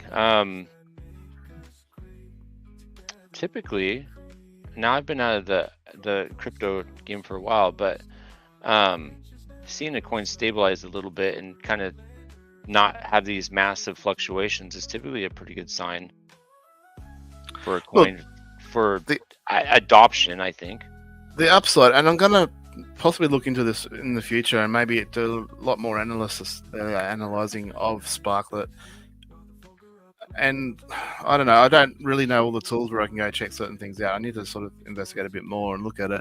We can certainly track within Upland who has the most Sparklet and the movement there and who's growing, who's not, all that sort of stuff. And if, like I say, a whale and say someone like a Dizzy or an Abdullah, or someone in the top 50 sort of then suddenly drops in Sparklet, we know they're potentially going to sell or do something weird with it.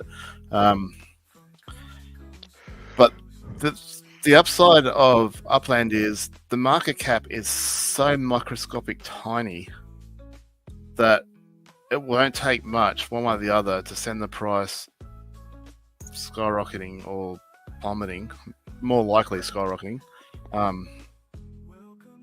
So it's definitely something that I'm interested in. It's obviously high risk. The biggest issue with it, and I keep saying this every week, is that we're 100% reliant on Upland to continue to deliver the game. And if they turn around and closed up shop tomorrow, we're fucked. There's no other way of putting it. We're fucked. And like, I don't know Upland. I don't know what's going on over there, what they are doing or not doing, and how the books look, all that sort of stuff. But I certainly wouldn't say that the chances of them not shutting up shop tomorrow is zero. I'd like to think it's Well, they just scored $30,000 just the other day. So, you know, if you want to spend your money, like if you want to compare it to Bitcoin, which in the bull run, Bitcoin might do a 2, 3, possibly 4x from where it is now. 4x might be a stretch, but you know, that's decent return for the next 12 months. If you could, you know, invest your money and 4x your money, that's a great return. Where else in the world can you potentially do that? Right. Bitcoin still, compared to like a property or something like that, it's still high risk, but nowhere near as high risk as buying Sparklet. However, Sparklet will shit on the 4x as long as Upland continues to deliver and keep doing what we've all known them to do for the last 5 years. As long as they keep doing that and we keep playing the game and everything keeps going happily, merrily, forever after type scenario, Sparklet will shit all over Bitcoin in terms of its return. 4x, it'll do that overnight. Right. One day we'll wake 4x up. is laughable. We'll wake up and Sparklet will be 20 cents a coin or something. Like, it'll happen. And then people will be pissing and shitting their pants, and people will be selling like crazy. People running to the exchanges to sell. Oh, it's up fucking 4x. I'm going to sell now. I'm like, go for it. Sell now. Yeah, because it'll go up a lot more than that. Potentially. I mean, any coin that doesn't fizzle out pretty quick, generally from inception has a pretty significant rise before it then tanks, if it does. But I mean, I would venture a guess you could look at any mild top 200 coin from the beginning, and you'll see it just like trickle, and then it just takes off, and then it plateaus, and then depending on the coin will plummet or not. But there's always that massive rise. The one thing that I've observed in my few years being involved in crypto is a lot of these platforms, and it doesn't have to be a gaming platform, but obviously very true of a gaming platform, is you earn the token by playing the game, which is kind of true with Upland, but not in the same boat, being that UpX is really the token that we earn by playing the game. Sparklet, whilst they're giving it out like candy at the moment, hopefully that doesn't continue, and we go back to what it used to be like, where it was kind of like hen's teeth trying to get your hands on some. You're not necessarily getting paid out in Sparklet to play the game, so you're not getting an oversupply of a token that has no other utility other than to sell, which is what most of these other games will do. That you'll go play the game, you'll earn your token, you'll sell that to, redeem the money that you've earned from playing it. But that's what everybody's doing, so that can't sustain growth when everybody wants to keep the sell pressure is just way too high. Whereas Sparklet doesn't necessarily have that sell pressure. Yeah, there's going to be players that want to sell stuff, but it doesn't have that sell pressure of, well, that's what I need to sell to get my money back. You need to sell your OPEX to get your money back in our plan, not your Spark. Your Spark you need to keep so you can keep building stuff. You can keep, if you've got a factory and stuff like that, you can keep manufacturing stuff, or, keep building properties for your collections and all that sort of thing. So there isn't going to be the sell pressure on Sparklet like these other games have on their tokens. So that's a huge advantage. The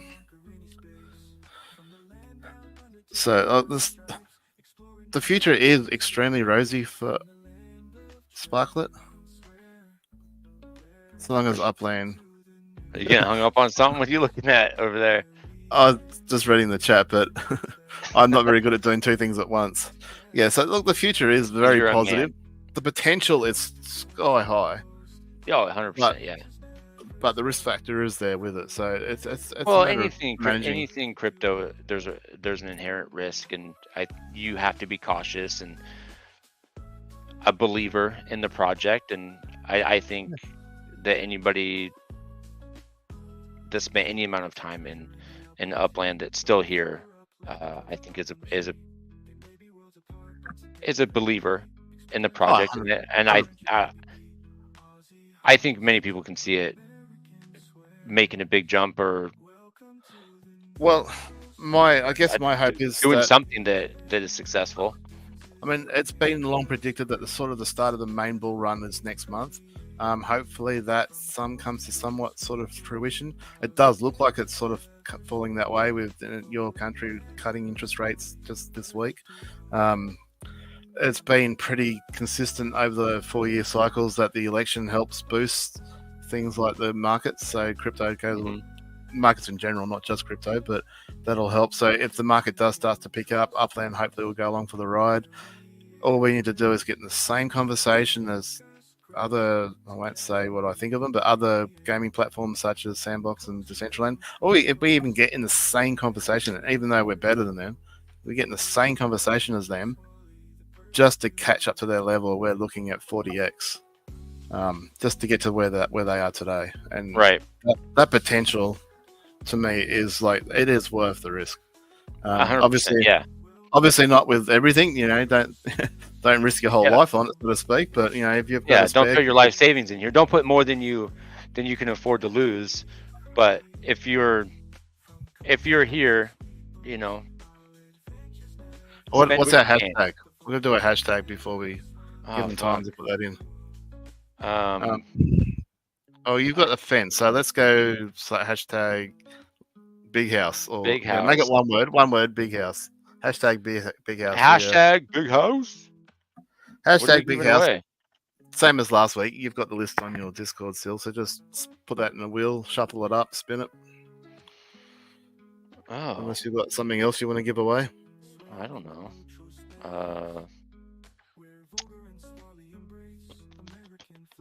Angry's bought a couple off me this week, so maybe you can get another one. Maybe. Let's see here. I need to find that fucking tool real fast. We'll do that. Anyone else got any questions while he does this? Then we've got a couple of minutes to. Where is that stupid thing?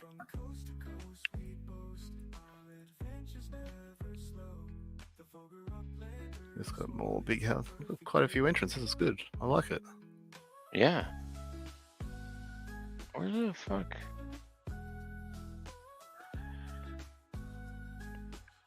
I don't know where I saved this bookmark to. That's not helpful. For the wheel? Yeah. Help him out, man. I got it. I thought I could be quicker if I just saved it, and apparently that's a lie. You weren't quicker? No, fuck no. Okay, fuck it. It's let's see here. StreamYard. I like that because according to the screen I'm looking at, only 5 people are watching, but 8 people have entered. So I'll take it. That's something.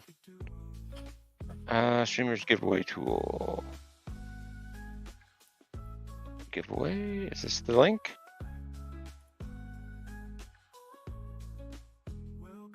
Be good to me.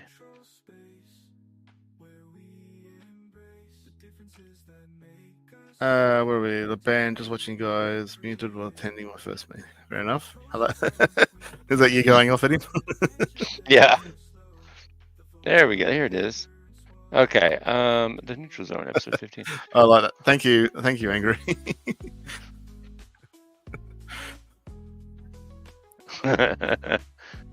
I like that. Big house. Oh, okay. I've got you covered there. You know that much.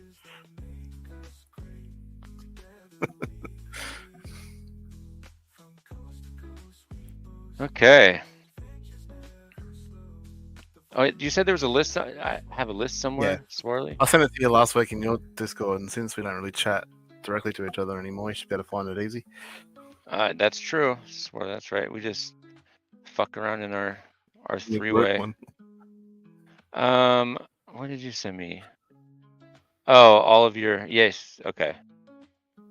So just paste that in the wheel, shuffle it up, spin it away, and whatever that lands on is what someone gets. That's right. I love that. So find your winner first, and then find their prize. Okay, wheel of names. Let me bring that wheel of names. Alright. It might still be up. Who the fuck knows? Anyone else? It could be. That was the last thing you did last week. It is still there. Is that Well, I may have everybody? deleted one of them. There we go. Okay. Last little chance here for hashtag Big House in honor of my vulgar Big House map Prison assets fence. being, well, 4 of them. My Well, I hope prison that- fence. I hope that gate gets approved sooner rather than later. Me too. Hopefully tonight. Maybe in the midst of it was like at 2 a.m. for me. It got approved, which I thought was weird. Yeah, no, because that'll be done in one of like in Ukraine or something like that. You know, they've got people. Yeah, I was just gonna say it's probably the Ukraine team. Yeah, but typically they seem to be all in sort of one night and that's it. But I could be wrong. Hope, touch wood, maybe it is. Maybe we get some racetrack fencing done tomorrow, and then we can start pushing that. Won't that be Ooh. fun? And then I start. Oh my god! I'll just start budgeting, giving away some money each quarter, each month. At the end of each month. Oh my goodness! I'll stop buying collection properties and actually put some UPX aside. All right, shall we see? I think we've got all the hashtaggings that we're gonna get in for now. Yeah. Well, considering we got more than what people are watching, I'll take that as a win. We have 7 entries and 6 Not including watchers. yourself? One of them's probably me. Okay. Draw name right now. Share. Oh wait, hold on. Yeah. Share. Hold on, I'm doing it. Whew, that was close. Wow. Wow. Angry is the winner. No, maybe you can get the right one, Angry. He wants a ranch house. Well, There is a ranch house on the wheel. go to this tab and we'll spin it up. Shuffle it up first, Shuffle, shuffle, shuffles. so they're not all together. Okay. All right. And let's see what old Angry wins here. Could it be something good? Probably. Oh, exclusive or micro? It looks like micro. Micro station. Wah, wah, wah. Still badass Hey. though. That's been the best seller so far. Dude, They I love are- that micro. They yeah, a lot of people, a lot of micro houses, I guess. So they've been selling real quick. Yeah. Chat with me, Angry. Maybe we can swap that for you. If you got 2 or 3 micro houses, swap it out for a, ranch house. So Yeah, you're damn right. It's still awesome. All you I had saw to them- do is watch us gab on for 2 hours, and you earned yourself a fucking micro house. yeah, I said, chat to me afterwards. Maybe we can swap it out for a ranch. We'll see. All right. Okay, sir. Well, I think that does it for this week. Yeah. A lot happening. We covered a tiny bit of it very Yeah. poorly, but we had some fun. Yeah. Oh, and if people didn't catch, my vulgar speedway competition is going to go till the 1st, and then I'm going to turn it off after that. So get your races in on there. I can't help if it's still fucked up, but I got to end it at some point. So I'm going to end it on the 1st. So get your races in, get your structures up, get your structural ornaments on, and then send me those screenshots, and then I'll start drawing names and shit after the 1st, and then we'll give away the 200 sparklet. Yeah, so the 1st is the cutoff. So get all your shit in, and that's it. That's all I got. All right, you ready? You are frozen. You're all grainy and shit. So I guess that's the sign. Oh, it's a terrible screen that I don't know if you're seeing the same one, but it's terrible that it was frozen. Well, it looked like you were, choking your neck or something. No, I was looking Now at Now you're frozen a different way. All right.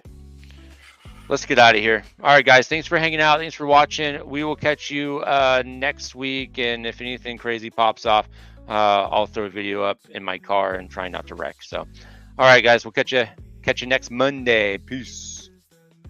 See you later.